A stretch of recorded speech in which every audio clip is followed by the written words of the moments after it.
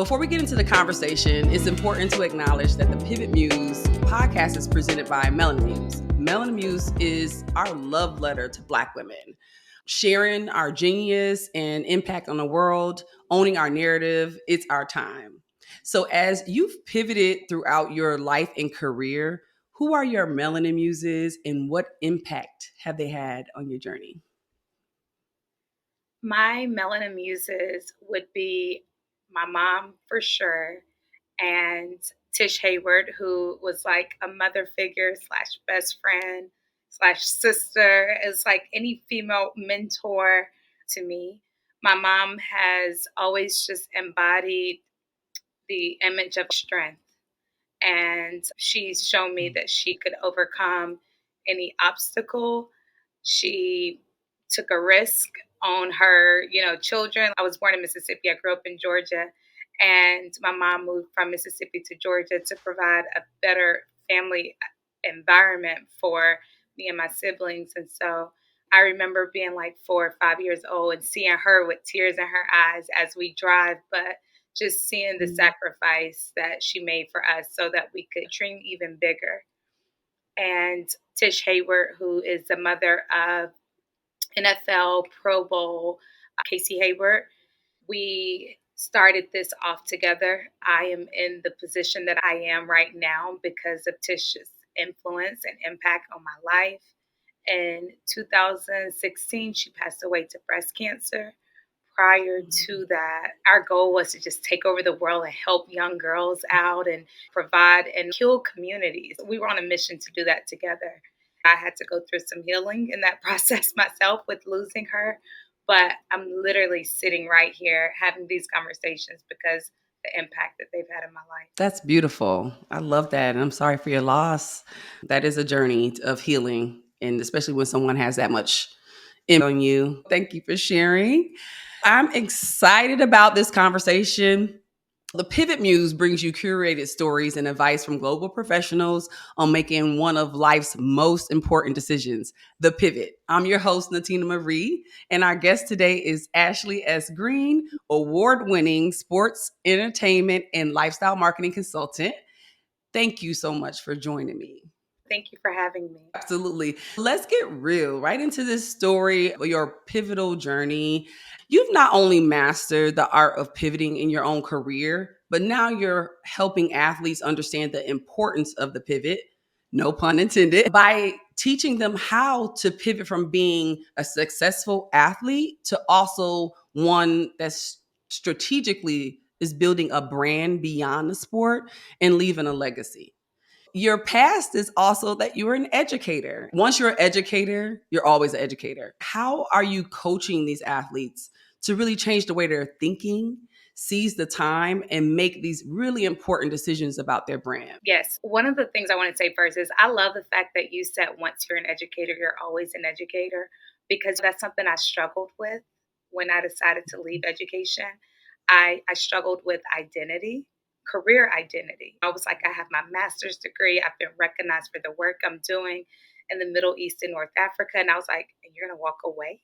When you're called or pulled to pivot, some people listen and pivot, and some people push through life, whether they're happy or not. Understanding that the educator traits in me, understanding that everything that I did was not in vain, is what has allowed me to be successful with the athletes that I'm working with, and has allowed me to help them to show up in their communities and spaces. I have a player, Jonathan Jones, 2-time Super Bowl champion with the New England Patriots. And I initially met him in 2020. I was living in Dubai. And he's like, I need to bring you on. And I was like, no, I had already Googled him. You have a team. Don't get rid of your team. He came back in 2021 and he was like, listen, I need you. Everything that we have done from the moment 2021 up until present, we've strategically hosted events and we've strategically had interviews where he said, I want to remain with this organization.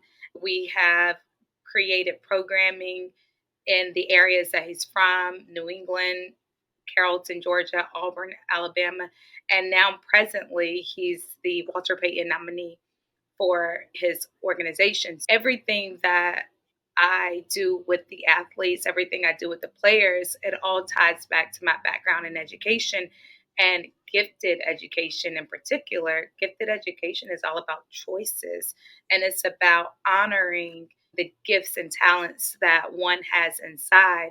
Whenever I do work with athletes, it's not about me bringing some pre-programmed, pre-drafted events and programming to them. I want to know who they are. I want to learn who they are. I want to know what they don't like to do. If I have an athlete tell me no 100 times, I'm actually happy. I'm a little frustrated. Come on, this is great. Right. Sometimes I'm like, this is a great idea. But then sometimes I'm like, I'm really glad you said no because I came up with something even better for you.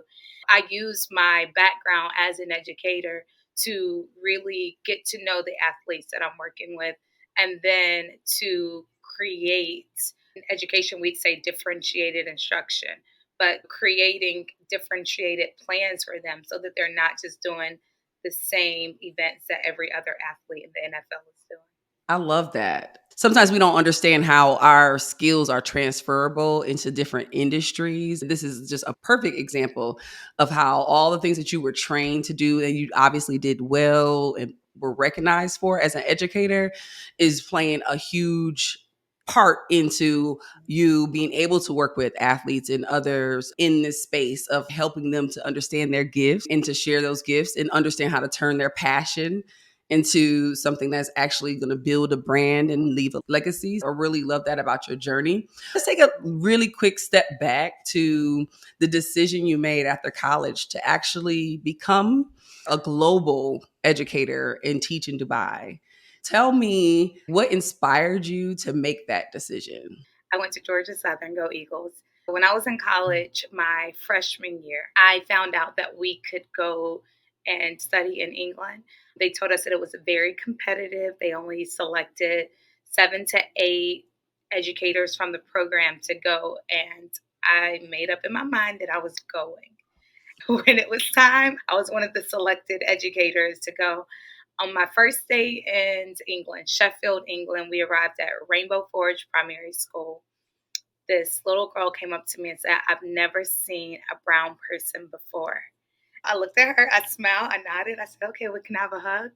And she gave me a hug. And from there, a bond was formed. Whenever we would see each other, we would always hug. If I was in one of the classes, she'd come sit next to me. She was a beautiful girl, but it was obvious that she was living in poverty. And that's one thing Ruby Payne has done research on poverty, and she talks about how when you are living in poverty, you view the world as your community. This girl was in Sheffield, England. I had to take a train to get to her school and then I got off the train and then walk probably half a mile to get to the school. If she never left her community, it makes sense why she had never seen a brown person before. So one day she had these blisters on her feet, and so I took her to the school nurse to get some band-aids, plasters, and the nurse was like, I'm too busy to deal with that. And I said, well, if you give me the plasters, I'll put it on her feet. And so she gave me the plasters. I took her to the bathroom. Her feet were filthy. I got a paper towel. I got soap and water. And I started just cleaning in between her toes and everything, even though the blisters are more so on the back of her heel. At that point, she looked up at me and she was like, thank you so much. She said, my mom doesn't always let me take a bath. I said, well, get a paper towel, get some soap. I was like, you can even wash your face, wash behind your ears. She was like, I'm going to come to you every single day and we're going to do this. The moment that this happened, it was probably like a Tuesday. I was leaving on that Friday. I had been there over a period of time at this point, and I reflected in that moment. I've journaled, so I journaled all of this. But I reflected in that moment her impression of Black women when she first met me, which she had never seen a brown person before, versus her impression of it when I was leaving, was that for a period of time until she had another encounter with a Black woman, she was going to think of the way that I embraced her and the way that I supported her and the way that I taught her. At that moment, I said the world needs to see more Black women globally in education. I always knew that I was going to go somewhere. I didn't know where. Even when I was ready for my pivot in 2014, I thought I was leaving Georgia and like going to California. I knew I was going far. I just didn't know where I was going. And December of 2014, I was like, this is it. I'm done. I'm leaving. By the end of January, I had a job offer in Dubai. That is such a beautiful story. Once you leave, especially when you leave internationally and you're exposed to different cultures and different things, it just becomes really, it fuels you, really gives you that like energy you need to keep doing what you're very passionate about. Thank you for sharing that. You decided to pivot from education. Was there like a specific thing that happened? What were you going through behind the scenes? What was it to make you know that you had higher purpose, or was someone coaching you into this? One of the things is in 2016, I lost a mother figure. And after losing her, I viewed life differently. I viewed time differently. I viewed peace. I have to honor and protect peace at all costs. I got to a space where I wanted to make sure that everything I did, I valued myself and I was working in spaces where I was also valued. I had a day at work and my administrator said to me, "Tell me something good." Literally just like that. And I looked at her and I was like, and I said, "I have nothing to complain about right now, but I can't tell you anything good." December of 2018. It was in that moment that I was like, something has to change. So that was the moment of knowing that there was going to be a pivot in my life. I love to journal and I love to read. So I went up to the library. I saw this book called Drive. When I saw the book, I started reading it. The focus was on autonomy. I was like, yes, I need choice. I need to be able to decide the work that I'm doing and the direction that I want to go in. It talked about mastery, it talked about motivation, and ultimately, it just talked about what businesses do versus what science says. I was like, I want to be in a space where I have autonomy. Shortly after I finished the school year, I knew that shift was coming. I put in my resignation. I took a solo trip to Singapore and I really reflected on what was next. I started thinking about what it was that I enjoyed. I was still helping Casey Hayward. He was playing with the Chargers at this time. I was still helping him with his nonprofit organization. And I was coming home spending just as much time like helping him revamp and rebuild his organization as I was teaching. I was like, hey, I can turn this into a profession. Looking back, I don't know how I did it, God. I don't know how I did it, but I'm thankful that I've always been guided by faith. I'm thankful Mhm. that I had the ability to lean not into my own understandings. Because sometimes I'd be leaning and God be like, all right, let me Right. get you back on the straight and narrow. I'm confident everything that I've done, I feel like I move when I know that it's God's perfect timing and I listen. I think because I journal, it's like that way to like inwardly reflect because even in my journal when I was in England, I wrote, I'm going to have a global impact on education. I'm saying that, and I haven't even walked across the stage and gotten my diploma. The beauty in all of this is that I've been able to do everything that I've wanted to do. When I was getting ready to leave education, I went back on that. I said, Ashley, your goal was to have a global impact. Did you do it? And I was like, yes. So I know that I can pivot. I can lean into this next chapter of my life, knowing that I fulfilled an element of my life. Right now, I have a student who's in Germany and he's like, Miss Green, I'm adding you on LinkedIn. He's a senior now. He's like, so you can follow along all the work that I'm doing. I'm like, you're going to be a global leader. I'm excited. I have a student in Barcelona who's like, when are you visiting me?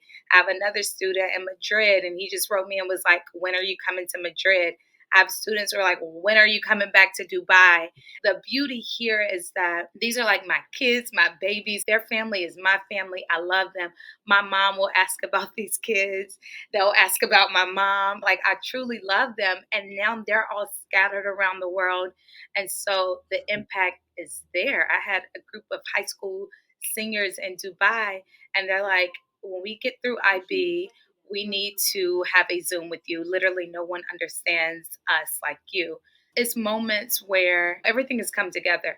I didn't have a real like mentor or real person guiding me into this. Like a lot of what I've done, this has been a journey in a lane of my own.